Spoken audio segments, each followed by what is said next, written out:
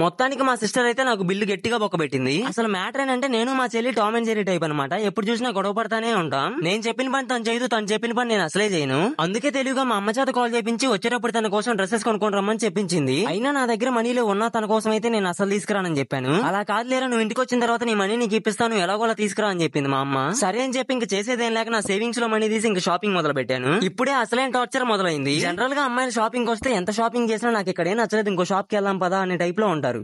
Correct, ఇది correct గా చెప్పావయ్యా. అలాంటిది ఫోన్ లో షాపింగ్ చేయడం అంటే సాహసం అనే చెప్పాలి. మా చెల్లి అక్కడ నుంచి ఫోన్ లో ఆర్డర్లు వేస్తుంది. నాకు ఆ కలర్ వద్దు, ఈ కలరే కావాలి, డ్రెస్ మీద డిజైన్ బాగుండాలి అని చెప్పని. జనరల్ గా అమ్మాయిల పక్కన ఉంటేనే షాపింగ్ చేయడం కష్టం, అలాంటిది ఫోన్ లో షాపింగ్ అంటే ఇంకా తల ప్రాణం తోకొస్తుంది. మళ్ళీ గారు నాతో అన్ని సార్లు తిరిగేసరికి లేడీస్ వేర్ కి జెంట్స్ వేర్ కి తేడా తెలియకుండా పోయింది. ఈ టీ షర్ట్ అయితే బాగుంది, నేను వేసుకుంటా అంటున్నాడు. ఇంకా ఎలాగోలా షాపింగ్ కంప్లీట్ చేసి బిల్ వేయించానమాట. ఇంటికెళ్ళి నా మనీ నేను తీసుకుందామని. ఇంటికెళ్ళి మా అమ్మ దగ్గర బిల్లు చూపించి డబ్బులు అడిగితే ఏం డబ్బులు రా అంది. అట్లా నాకు ప్లీజ్, నాకు భయం అవుతుంది. అదేంటి మా నువ్వు చెప్పేవాడే కదా తన కోసం షాపింగ్ చేశానంటే, అయితే వెళ్ళి తన్నే అడుగుపో అంటుంది. అనుకున్నదొక్కటి అయినది ఒక్కటి. తను అడిగితేనేమో నేను నీకు చెప్పాను, అమ్మ కదా కాల్ చేసి చెప్పింది, వెళ్ళి అమ్మనే అడుగుపో అంటుంది.